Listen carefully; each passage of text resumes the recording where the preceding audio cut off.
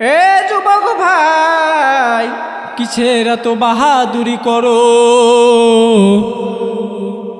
কিসের এত বাহাদুরি করো তুমি বলো? এ যুবক, এই তো সোনার জীবন, এই তো সুন্দর জীবন, এমন গঠন করিও জীবন, মরিলে হাসিবে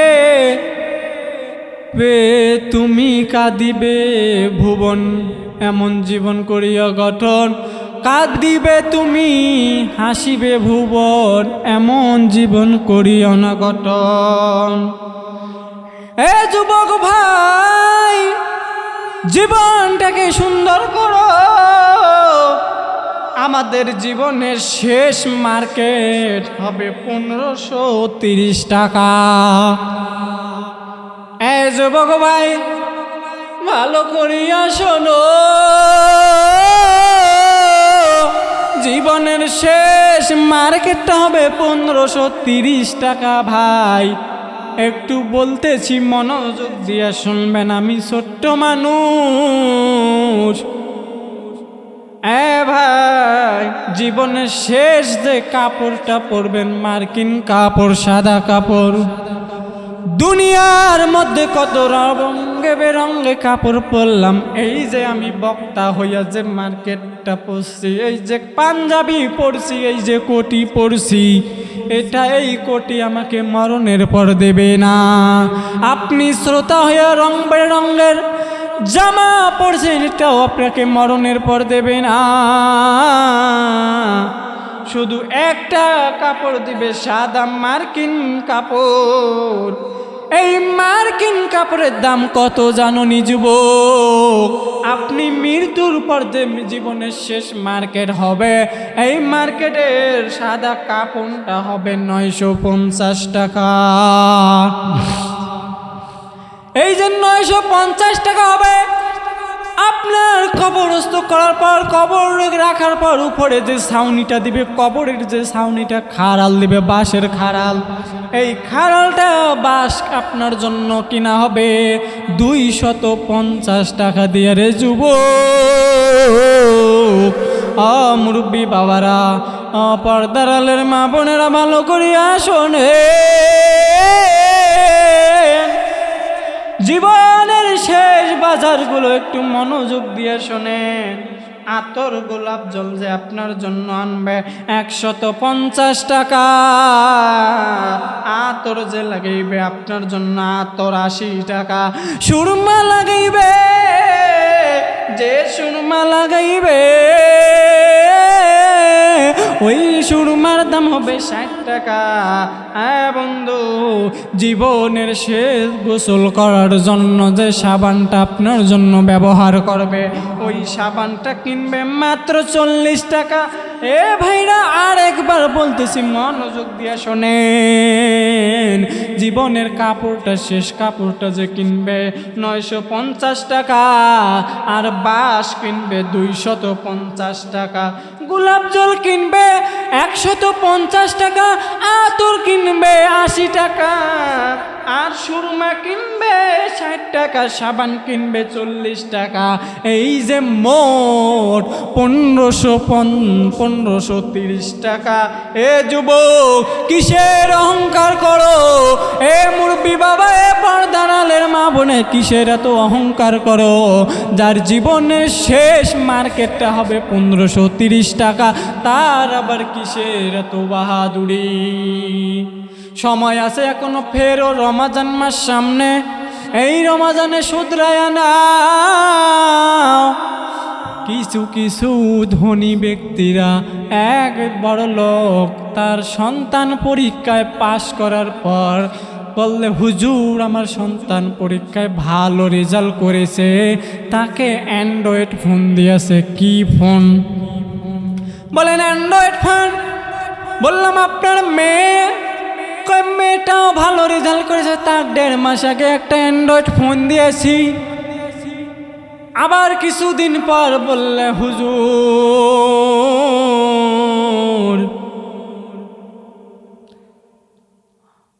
দেখলাম, বলল হুজুর বলে মনটা কেমন জানি খারাপ। বললাম ভাই, মন কেন খারাপ?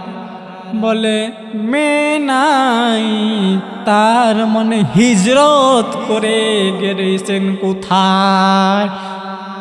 অ্যান্ড্রয়েড ফোন দেওয়ার পর মেয়ে আর মেয়ে নাই, ছেলে আর ছেলে নাই, মেয়ে ছেলে দুইজনে নাই। আর আল্লাহর বান্দা যুবক, তার আল্লাহর এক বান্দি তার সন্তানকে ডাক দেবে, সন্তান রমজানে রোজা রাখবা। সন্তানের বাবা ডাক দিয়ে বলে 30 বছরের সন্তানকে ডাক দে, সন্তান রমজানে রোজা রাখবা। মা ডাক দিয়ে বললেন, বাবা ডাক দিয়ে বলেন না, সন্তানের রোজা রাখলে চেহারা খারাপ হয়ে যাবে। যুবক ভাই, মুরব্বী বাবারা ভালো করিয়া শোনেন, আপনার সন্তানকে যে অ্যান্ড্রয়েড ফোন দিয়েছেন, দরজাটা লাগাইয়া যে উমরা করে, যে খারাপ অশ্লীল ভিডিও ফোনাগুলো দেখে, পর্নোগ্রাফিগুলো দেখে, দেখি যে শরীর যে চেহারাটা খারাপ করলো, ওই চেহারা কোন মেডিসিন দিয়ে ভালো করবা?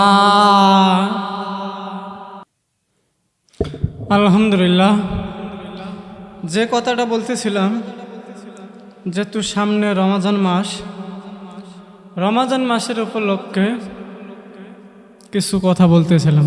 আর মাত্র কয়েকটা দিন, হাতে গোনা কয়েকটা দিন বাকি আছে, তো এই রমজান। কি ভাই? রমজান। এই রমজান মাস আসতেছে, অনেকের অসুবিধা, ডায়রিয়া, কলেরা, ডায়াবেটিস, যত প্রকার রোগ এই রমজান মাসে চাপে। কথা বলেন ঠিক না বেঠি? অন্য মাসে কোনো চাপে না, এই রমজান মাসের মধ্যে যত ঝামেলা। তাদের 11 মাস, এই 11 মাসের মধ্যে কোনো ঝামেলা হয়নি। আপনারও হয়নি, আমারও হয়নি। রমজান মাস আসছে, যত রোগের ঝামেলা এই রমজান মাসে আসছে। রসুল বলেছিলেন, এই যে 11টা মাস আপনারা কি করলেন? খানা পিনা করলেন। 1 মাস আপনার সিয়াম সাধনা করেন, রমাজানে রোজা রাখেন, তাহলে আপনার শরীর সুস্থ থাকবে। কি থাকবে? সুস্থ থাকবে। আর এমন এমন কুলাঙ্গার নাস্তিকের বাচ্চা বলছে এই রমাজান নাকি বিপদের মাস। জোরে বলেন নাউজুবিল্লাহ। কি বলছে? রমাজান নাকি বিপদের মাস। আহারে, নাস্তিকের বাচ্চারা তো জানে না এই রমাজান মাসের মধ্যে এমন কোনো দিন নাই যে ইবাদত, গভীর রাতের মধ্যে ইবাদত হয়। মাদ্রাসার ছোট্ট ছোট্ট বাচ্চাগুলো গভীর রাতের মধ্যে তাহাজ্জুদের নামাজে দাঁড়িয়ে যদি আপনার আমার জন্য দোয়া না করতো, তাহলে কোনো নাস্তিক বেঈমান এই দুনিয়ার মধ্যে থাকতো না। কথা বলেন ঠিক কিনা? এ ভাইয়েরা আমার, রমজান মাস আসতেছে, কি সামনে পাবো কি না জানি না। রসুল এই জন্য আমাদেরকে শিখাইয়া দিয়েছেন সবসময় বেশি বেশি রমজানের আগে 2 মাস দোয়া করতো, হায়াত চাইতো। রমজান আসার 2 মাস আগে হায়াত চাইতো, অন্য সময়ের জন্য চাইনি, রমজানে হায়াত চাইতো। এবং রমজান মাসে যেন রমজান অবস্থায় মৃত্যু হয়। আর রসুল এটাও বলেছিলেন, রসুল বেশি বেশি দোয়া করতেন, কি রমজান মাসের জন্য বেশি বেশি দোয়া করতেন, রমজান মাসে গরিব হয়ে যেন আমাদেরকে মৃত্যুর হালত হয়। গরিব হয়ে, গরিবদের জন্য হিসাব সহজ হবে। ধনী লোকের চেয়ে 500 বছর আগে কি গরিবরা কি জান্নাতে যাব? ওই গরিব না, যে গরিব রমজান মাসে রোজা রাখে না, অন্য অন্য জায়গায় ইবাদত করে না, শুধু নামে গরিব, এ গরিবকে কখনো দেবে না। যে গরিব ইবাদতের মাধ্যমে মাশগুল থাকে, আল্লাহর ইবাদত করে, আল্লাহর ইবাদত করে, দুনিয়াবি কাজ করে এবং আল্লাহর ইবাদত করে, রমজান মাসে রোজা রাখে, আল্লাহর হুকুম আহকাম মানিয়া নবীর সুন্নত তরিকার মধ্যে চলে, ওই গরিব যদি মারা যায়, মারা যাওয়ার পর কঠিন কিয়ামতের দিন, ওই কঠিন কিয়ামতের দিন যখন হিসাব হবে, ধনী লোকের চেয়ে গরিব লোক 500 বছর আগে জান্নাত যাবে। বাজানরা বন্ধুরা ভালো করিয়া শুনুন, আল্লাহর রসুল হাদিসের মধ্যে কথাটা বলে দিয়েছেন, গরিব লোকরা ধনী লোকের চেয়ে 500 বছর আগে জান্নাতে যাবে। কথা বলেন ঠিক না বেঠিক? আর রমজান মাসে যেগুলো দান সদকা করবেন এগুলো আপনার জন্য, এবং গরিবের হক আদায় করবেন এটা আপনার আমার কাজ, ধনী ব্যক্তিদের কাজ। রমজান মাসে বেশি বেশি দান সদকা করবেন, বেশি বেশি নফল ইবাদত করবেন। এই মুমিন মুসলমান বেশি বেশি ইবাদত করবেন রমজান মাসে। আল্লাহ রাসূল বলেছেন, যে আমার উম্মত বেশি বেশি ইবাদত করবে তার আমল নামায় 70 দিবে, কিন্তু 70-এর অধিক দিবে এক রাকাতে। বন্ধু আর একটা কথা ভালো করিয়া শোনেন, আপনি আমি রমজান মাসে রোজা রেখেছি কিন্তু রমজানের নিয়ম কারণ মানি নাই, রমজান মাসে নিয়ম কারণ মানি নাই কিন্তু রমজানে রোজা রেখেছি, অন্যের বিপদ গাইছি, এটা কখনো হবে না। মুমিন মুসলমান এইটা কখনো হবে না। রমজানে রোজা রেখেছি, আবার অন্য খানায় চায়ের দোকানে যে গল্প গুজবে আড্ডা, অন্যের সাথে ঝগড়া ফিসাদের মধ্যে বিভিন্ন করেছি, আবার রমজান মাসে রোজা রেখেছি, লুডু খেলেছি, কিন্তু ক্যারাম বোর্ড খেলেছি, তাস খেলেছি, বিভিন্ন কাজে, বিভিন্ন ইসলামিক কোনো সাংসারিক কাজে না, কোনো আমলের কাজে না, বিভিন্ন খেলাধুলার মধ্যে মর্তক ছিলেন, এগুলো আপনাদের জন্য কোনো কাজে আসবে না। বন্ধুরা, রমজান মাসে আপনি বেশি বেশি কুরআন তেলাওয়াত করেন। সাহাবীরা রমজান মাসের জন্য প্রতিযোগিতা দিয়ে কোরআন তেলাওয়াত করত। রমজান মাসে অন্য অন্য ইসলামিক বইগুলো পড়েন, হাদিস পড়েন অন্য অন্য ইসলামিক সাহাবীদের জামানার মধ্যে, তখন এমন কিছু কাজ করত যে কাজগুলো অন্য অন্য সাহাবী দেহে করার চিন্তা করত।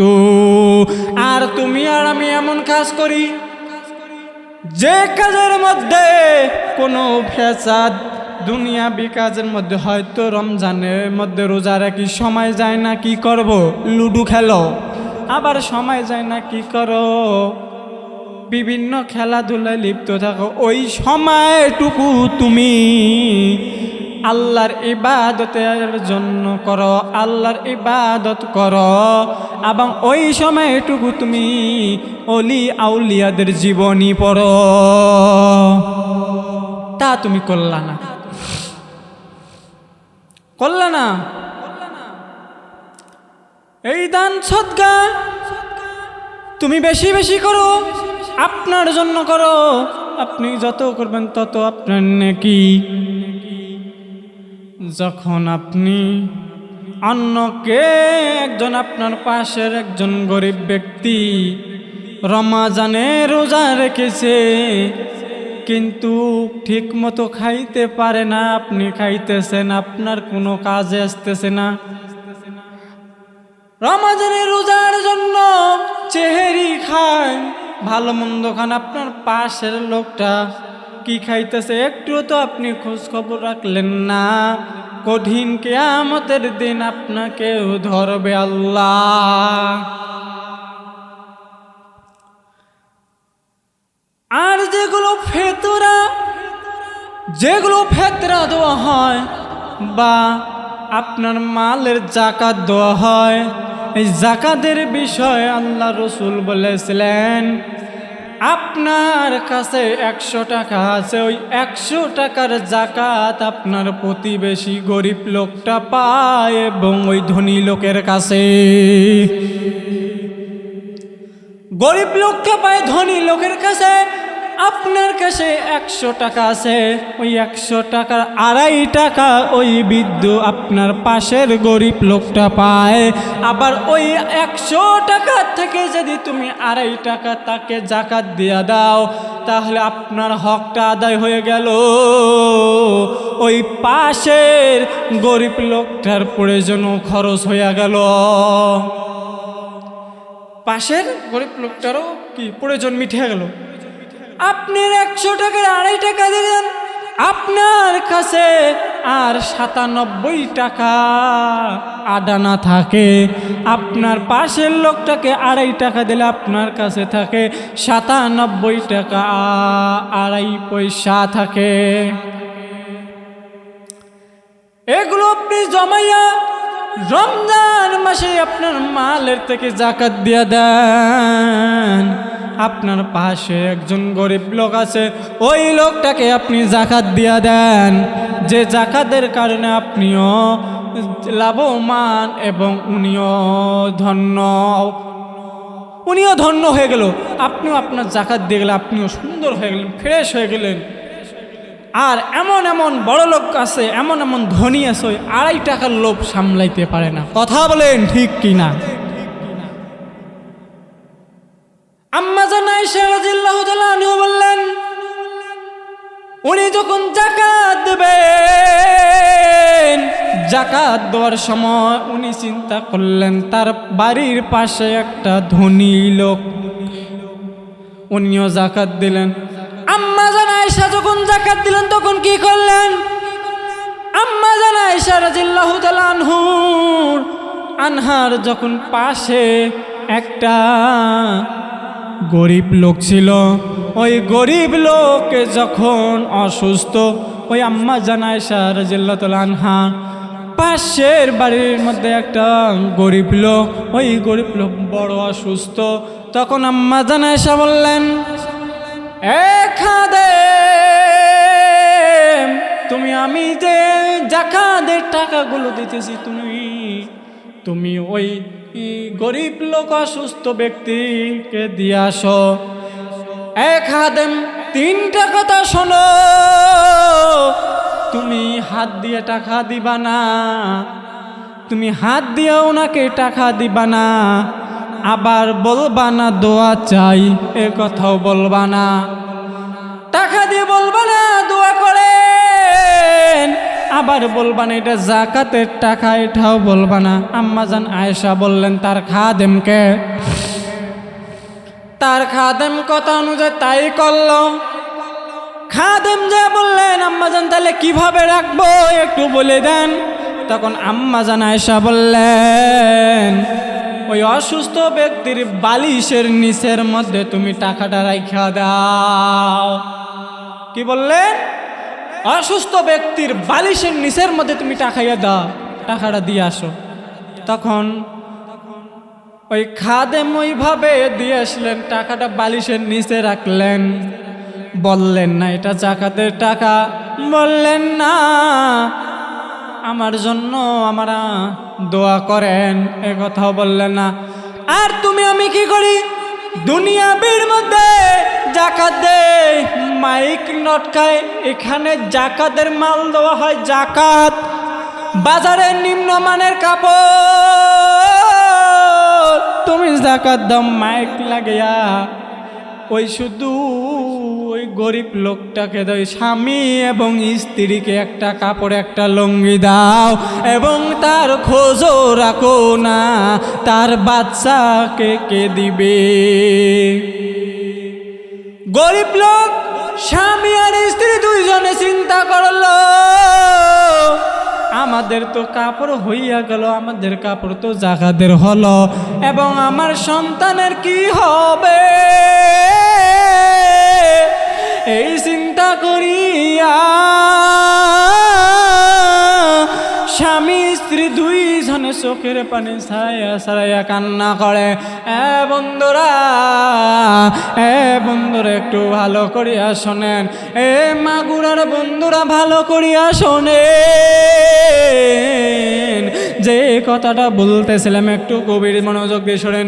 আপনি যখন যাকাত দিবেন ওই যাকাত থেকে আপনি যে প্রতিবারে তো তার স্বামী এবং স্ত্রীকে দেন। এবার বলেন আপনার ঘরে যখন যাকাত দেবেন এইভাবে আপনি তো একটা শাড়ি, একটা লুঙ্গি, 250 গ্রাম চিনি, একটা লাচ্চার প্যাকেট তুমি দাও, দিয়ে তারপরে তো আর কোনো খোঁজ খবর রাখো না। তুমি তো তোমার আদায় করো, হুকুম পালন করো, কিন্তু এটা করলা না, তুমি তো তোমার হুকুম পালন করলা, তুমি তো এটা করলা না। এ ভাই তোমার কি কি লাগবে একটু লিস্টটা দাও। তোমার যাকাতের মাল থেকে তোমার যত সম্পদ আছে সব সম্পদ থেকে একটু যাকাত দিয়ে দিলা। ওই সম্পদ থেকে 1 লাখ লাগুক, 50,000 লাগুক দিয়া দিলা, একবারে একটা ব্যক্তিকে দিয়া দিলা। ওই ব্যক্তিরও পাওয়া চাওয়া সব পূর্ণ হলো, অন্য কারো কাছে তাকে হাত পাতবে না, এবং তোমারও যাকাত দেওয়া হলো, ওই ব্যক্তিরও পুরা হয়ে গেল কাজ। কি? ওই ব্যক্তিরও কাজ পুরা হয়ে গেল, তোমারও যাকাত দেওয়া হলো। আপনি বলবেন ভাইজান, আপনি বলেন আপনার ফ্যামিলির মধ্যে কয়জন আছে? বলেন 5 জন আছে। এই 5 জনের মার্কেট করে 5টা বাচ্চা। ও ভাই ইফতারি করতে কি কি লাগবে একটু আইটেম বলেন। সেহরির মধ্যে কি কি লাগবে না এই 1 মাসের বাজার দিয়া দিল। 1 মাসের বাজার তুমি দিয়া দাও, তাহলে ওই ব্যক্তিটা ঠান্ডা মাথায় ইফতারি করবে, সেহরি করবে, ঠান্ডা মাথায় করবে, দোয়া করা চাওয়া লাগবে না। দিল ভেঙে ওই ব্যক্তির দোয়া তোমার জন্য হয়ে যাবে। এমন কাজ করতে রাজি আছেন কিনা ভাই? জোরে বলেন, জোরে বলেন। এমন কাজ করতে রাজি আছেন কিনা? এমন কাজ বেশি বেশি করে করবেন। ওই যে কথাটা বলতেছিলেন আম্মা জান আয়েশার কথা, আম্মা জান আয়েশা যখন তার খাদেমকে বলল, রে খাদেম এইভাবে এইভাবে রাখছনি। হ্যাঁ, যখন রাখিয়া আসিয়া খাদেম রাখিয়া আসিয়া বলল, আম্মা জান কেন এ কথা বললেন, একটু কি বলবেন নে? যখন আম্মা জান আয়েশা বললেন, এ খাদেম ভালো করিয়া শোনো, আমি কেন বললাম এ কথা তুমি কি জানো নি? খাদেম একটু মনোযোগ দিয়া শোনো, আমি তো দাতা না, আমি তো হলাম ঋণী, আমি তো ওই গরিব লোকের কাছে ঋণী, উনি তো আমার পাওনাদার। কি? উনি তো আমার পাওনাদার, উনি তো আমার কাছে পায়, আমি তো ওনার কাছে ঋণী হয়ে আছি। আমার কাছে উনি কি পায়? যাকাত পায়, সে যাকাতটা আমি দিয়াই দিলাম, তাহলে আমি কি ধন্য হব? আমার পাওনাটা আমি দিয়া দিলাম ওনাকে, আমার পাওনা আমি দিয়ে দিলাম ওনাকে। তারপরে বললেন, আম্মা জান আয়েশা তুমি এইভাবে টাকা দিবা না, তাহলে আমি হইলাম কি দাতা, আর যে দেয় সে উপর থেকে দেয়, গ্রহতা নিজ থেকে নেয়, তাহলে কি হলো? উনি তো আবার চাইলো। এ বন্ধুরে, তোমাকে বলছি খাদেম তুমি বালিশের নিচে রাখবা, বালিশের নিচে রাখবা, বালিশের নিচে রাখছো। উমার ওই ব্যক্তির পাওনা টাকা উনি নিজে হাত দিয়ে ধরে নিল, কিন্তু এইভাবে নিল না, এইভাবেও চায়ও নিল না, আমিও তো এইভাবে দিলাম না, আমি তো এইভাবে ওনার বালিশের নিচের মধ্যে রাখলাম, তা আমি তো এইভাবে দিলাম না। একজন দাতাকে বলেন, দাতাকে? দাতা হলেন একজন, তিনি কে? জোরে বলেন কে? আল্লাহর নামটা নিতেও কি কষ্ট হয়। এ ভাই, এ যুবক বন্ধুরা, মাগুরার বন্ধুরা, মাগুরা সদরের বন্ধুরে, আল্লাহর নামটা নিতে কি কষ্ট হয়। এ বন্ধুরে, আল্লাহর নাম নিতে যদি তোমার কষ্ট হয়, ওই আল্লাহর জমিনের মধ্যে তুমি আসো, ওই আল্লাহর জমিনের মধ্যে তুমি হাঁটতেছো, ওই আল্লাহর জমিনের মধ্যে তুমি চলাফেরা করতেছো, একবারও তোমার কি ভয় লাগে না? যদি জমিনটাকে আল্লাহ হুকুম করে, এ জমিন তুমি ফাটল হইয়া যাও, আমার নাফরমানকে এই মাটির নিচে ঢুকাইয়া চাপা দিয়া শেষ করব। কি বললেন? যুবক ভাই, রমাজানের আর মাত্র 5 দিন বাকি। এই 5 দিন পরে রমাজান আসবে। আগামী বছর পাবা কিনা সন্দেহ, যেহেতু সামনে রমাজান আছে। খালেস দিলে নিয়াত করো, রমাজানে রোজা রাখবো, কিন্তু অন্য কিছু করব না, খারাপ কাজ।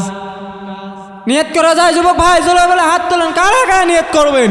জোরে হাত তোলেন। আল্লাহু আকবার বলে হাত তোলেন। হাত নামান, আল্লাহু আকবার। বন্ধুরা, যুবক ভাই, এইটা নিয়ত করেন, আল্লাহর কাছে এইটা নিয়ত করেন, রমজান মাসে রোজা রাখবেন। খালেস দিলে নিয়ত করেন, রমজানে রোজা রাখবেন, খালেস দিলেও নিয়ত করেন। এবারে রমজানে রোজা রাখবেন 30টা রোজা রাখবেন, 30টা রোজা আল্লাহর জন্য, 30টা রোজা রাখবেন। রোজা রাখার মাধ্যমে আল্লাহকে রাজি খুশি করবেন। এমন ওয়াদা করো, হে আল্লাহ, আমি 30টা রোজা রেখেছি, ওয়াদা করলাম, আর হে আল্লাহ 30টা রোজা রাখছি শুধু আপনার রোজা রাখার জন্য। আমি প্রতিশ্রুতি করতেছি, রমজানে 30টা রোজা রাখবো, 30টা তারাবি পড়ব, এবং ইফতারিও করব, এবং ইবাদতও করব। এমন চিন্তা, এমন ধারণা, এমনভাবে নিয়ত করা যায় কি না ভাই? এমনভাবে নিয়ত করা যায় কি না ভাই বলেন? যুবক ভাই, কিসের এত বাহাদুরি করো? কিসের এত বাহাদুরি করো তুমি বলো? যুবক, এই তো সোনার জীবন, এই তো সুন্দর জীবন, এমন গঠন করিও জীবন, মরিলে হাসিবে তুমি কাঁদিবে ভুবন। এমন জীবন করিও গঠন, কাঁদিবে তুমি, হাসিবে ভুবন, এমন জীবন করিও না গঠন। যুবক ভাই, জীবনটাকে সুন্দর করো। আমাদের জীবনের শেষ মার্কেট হবে 1530 টাকা। যুবক ভাই, ভালো করিয়া শোনো, জীবনের শেষ মার্কেটটা হবে 1530 টাকা। ভাই, একটু বলতেছি, মনোযোগ দিয়ে শুনবেন, আমি ছোট্ট মানুষ। ভাই, জীবনের শেষ যে কাপড়টা পরবেন, মার্কিন কাপড়, সাদা কাপড়। দুনিয়ার মধ্যে কত রঙে বেরঙে কাপড় পরলাম, এই যে আমি বক্তা হইয়া যে মার্কেটটা পরছি, এই যে পাঞ্জাবি পরছি, এই যে কোটি পরছি, এই কোটি আমাকে মরণের পর দেবে না। আপনি শ্রোতা হইয়া রং বেরঙের জামা পরছেন, এটাও আপনাকে মরণের পর দেবে না। শুধু একটা কাপড় দিবে, সাদা মার্কিন কাপড়। এই মার্কিন কাপড়ের দাম কত জানোনি যুবক? আপনি মৃত্যুর পর যে জীবনের শেষ মার্কেট হবে, এই মার্কেটের সাদা কাপড়টা হবে 950 টাকা।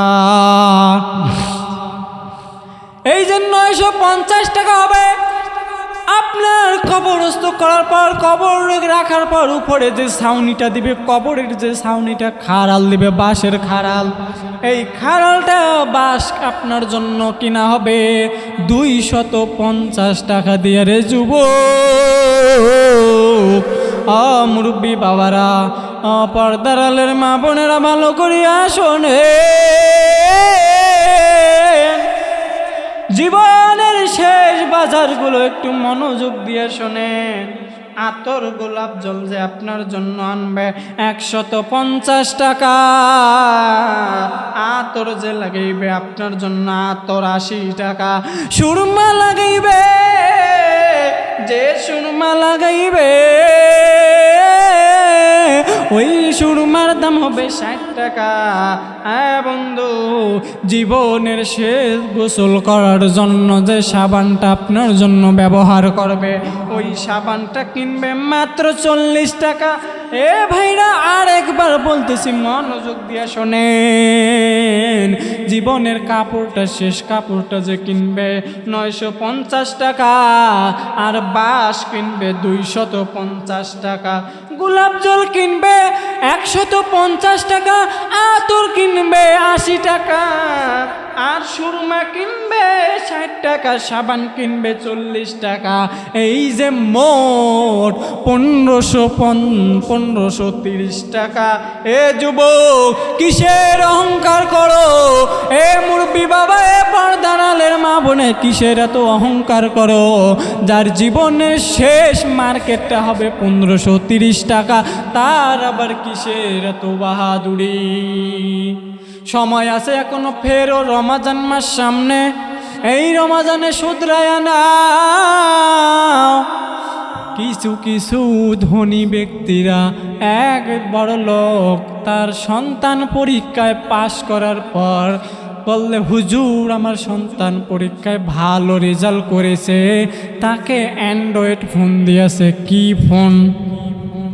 বলেন অ্যান্ড্রয়েড ফোন। বললাম আপনার মেয়েটাও ভালো রেজাল্ট করেছে, তার 1.5 মাস আগে একটা অ্যান্ড্রয়েড ফোন দিয়েছি। আবার কিছুদিন পর বললে, হুজুর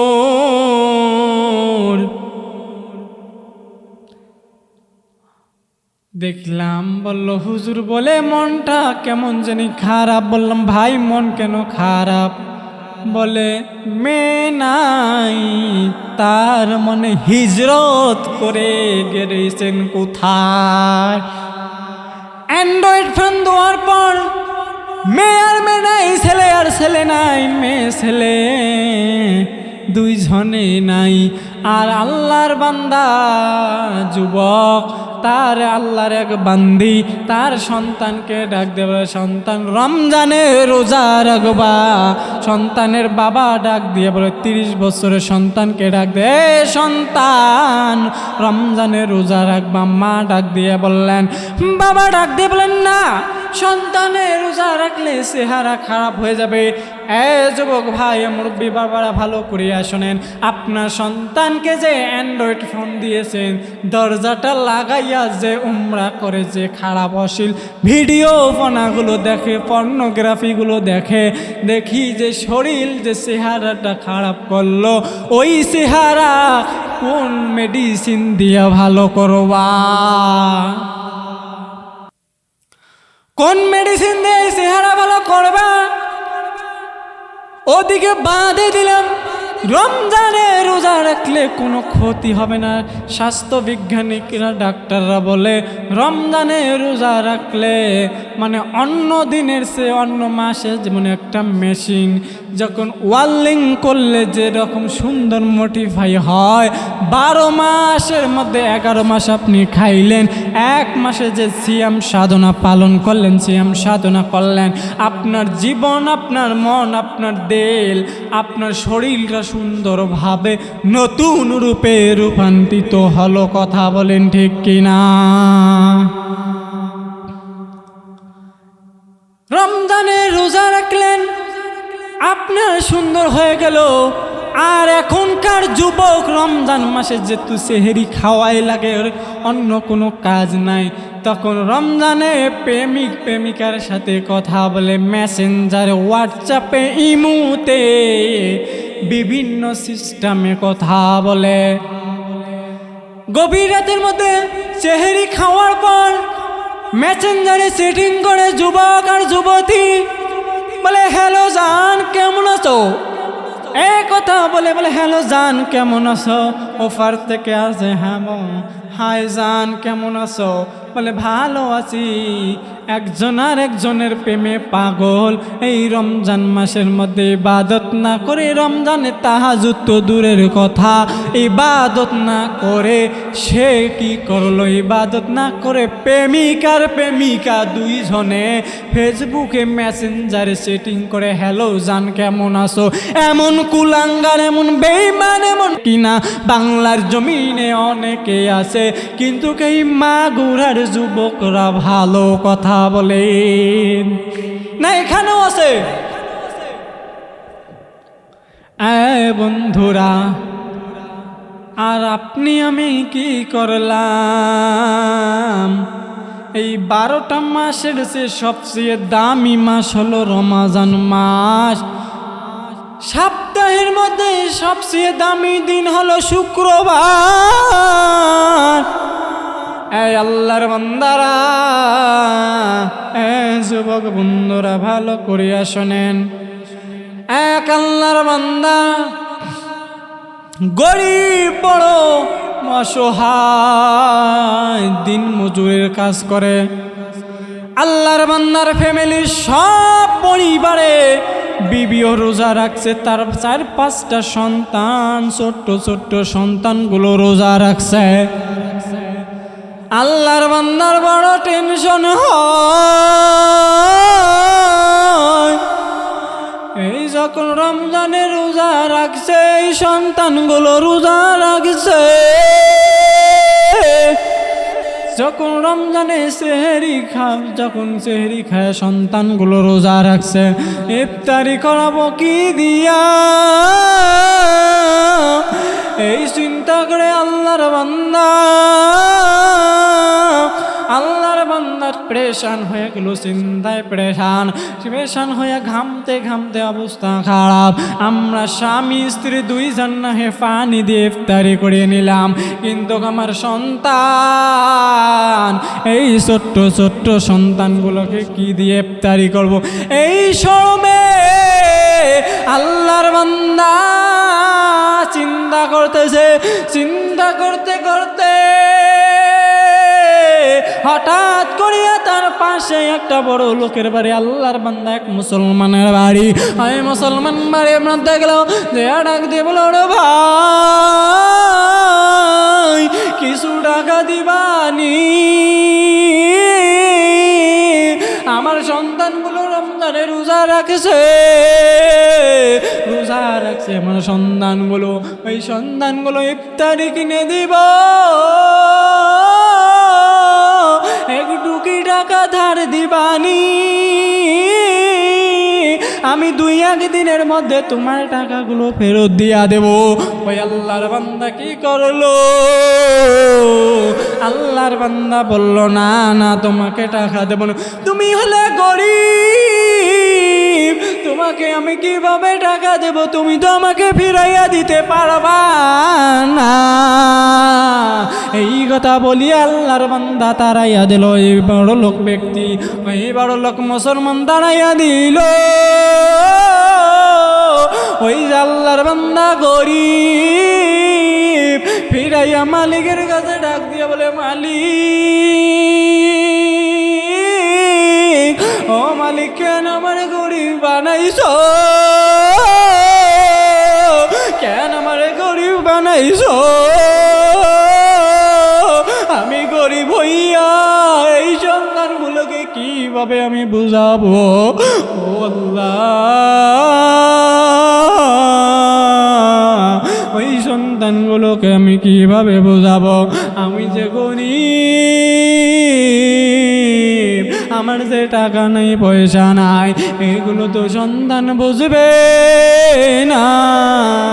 আমরা স্বামী স্ত্রী দুইজন নাকি পানি দিয়ে ইফতারি করলাম, কিন্তু আল্লাহর বান্দা মাওলাকে এভাবে ডাকিয়া বলতেছে, মালিক তুমি কেমন আমাকে গরিব বানাইছো, কেন আমাকে গরিব বানাইছো? এইভাবে আল্লাহর বান্দা কান্দে, এইভাবে আল্লাহর বান্দা কান্দেছে, কান্দে কান্দে রাস্তা দিয়ে হাঁটতেছে। ওদিক থেকে পাশ দিয়ে একটা বেঈমি, একটু পাশ দিয়ে একটা অন্য ধর্মের লোক, হিন্দু ধর্মের লোক নাক দিয়ে বলো, ভাই কেন কান্না করো, একটা বললো বানি। তখন এই যুবক ডাক দিয়ে বলে, আল্লাহর বান্দা ডাক দিয়ে বলো, ও ভাই তুমি আমার মনে রাখুন, তুমি কি বুঝবা? তখন হিন্দু ধর্মের লোকটা ডাক দিয়ে বলল, এ ভাই তুমি বলো, ভাই তুমি বলো একটু। তখন আল্লাহর বান্দা ডাক দিয়ে বলো, ভাই আমি আর আমার সন্তানগুলো এই রমজান মাসে রোজা রেখেছি, কিন্তু আমার সন্তানকে ইফতারি দেব, কি দেব, এই টাকা পয়সাও নাই, আমার ঘরে খানা দানাও নাই, যে কি খাবো আমাদের বাচ্চাদের, এই চিন্তায় কাঁদতেছি। আমার পাশে বড় লোক ভাই মুসলমান ভাইদেরকে কাছে গেলাম, আমাকে ফিরাইয়া দিল, আমাকে ফিরাইয়া দিছে। তখন ওই হিন্দু ব্যক্তিরা, ওই অন্য ধর্মের লোকটা তখন ডাক দিয়ে বলো, ভাই কিছু মনে না করলে একটা কথা বলবো, এই যে আমি কিছু টাকা দিয়ে দিলাম, এই টাকা আমাকে দেওয়া লাগবে না, এই টাকা আমাকে দেওয়া লাগবে না, এই টাকা নিয়ে যাও, তোমার সন্তান বিবি বাচ্চাকে নিয়ে তুমি সুন্দরভাবে ইফতারি করো।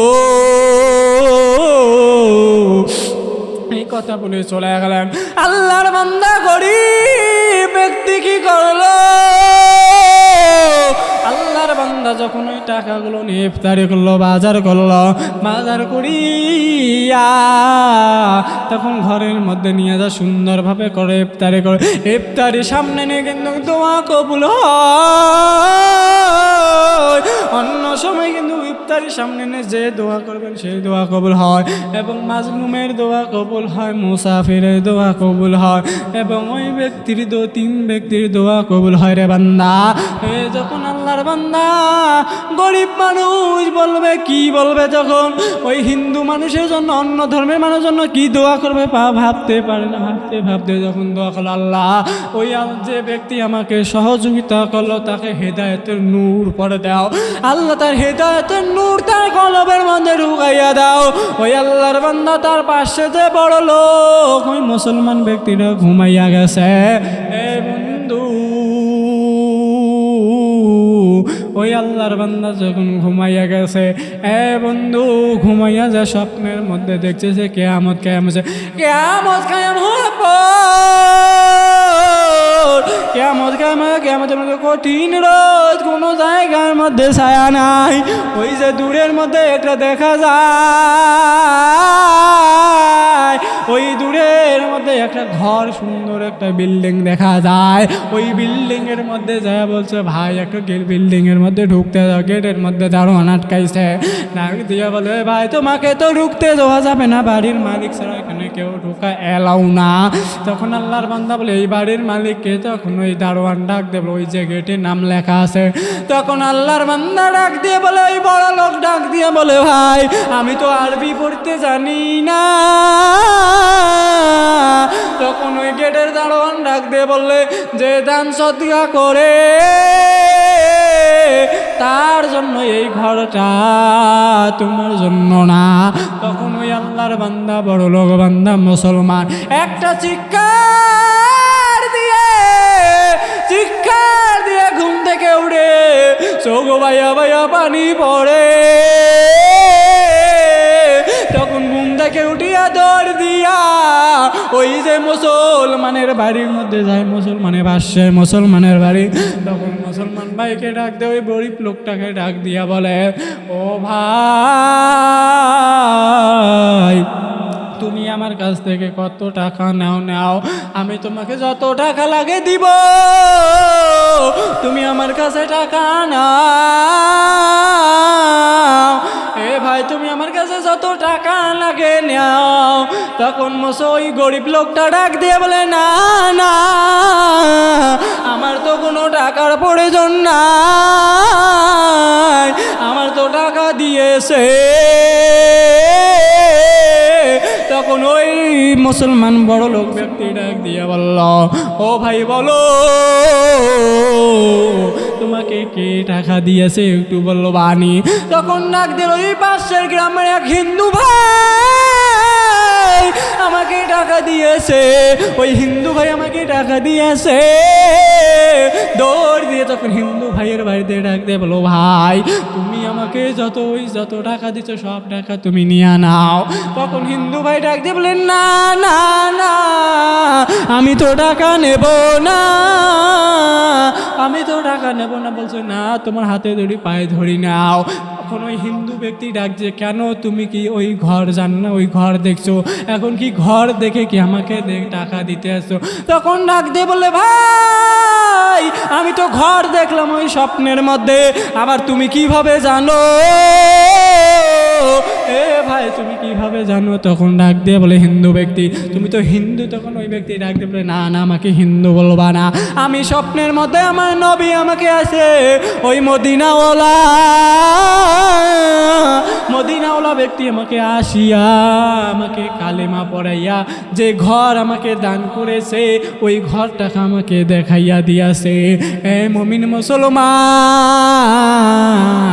এই যে দান করলে যে কি ফজিলতে ঘটনার মাধ্যমে বুঝাইয়া দিলাম। এ ভাই বেশি বেশি দান করো, রমাজানের রোজাগুলো সঠিক নিয়মে পালন করো এবং রমাজানের রোজাগুলো ভালোভাবে আদায় করো। রমজানের রোজা করি এবং জীবনটাকে সুন্দর বানাইয়া দুনিয়া এবং আখিরাতে ধন্য হব।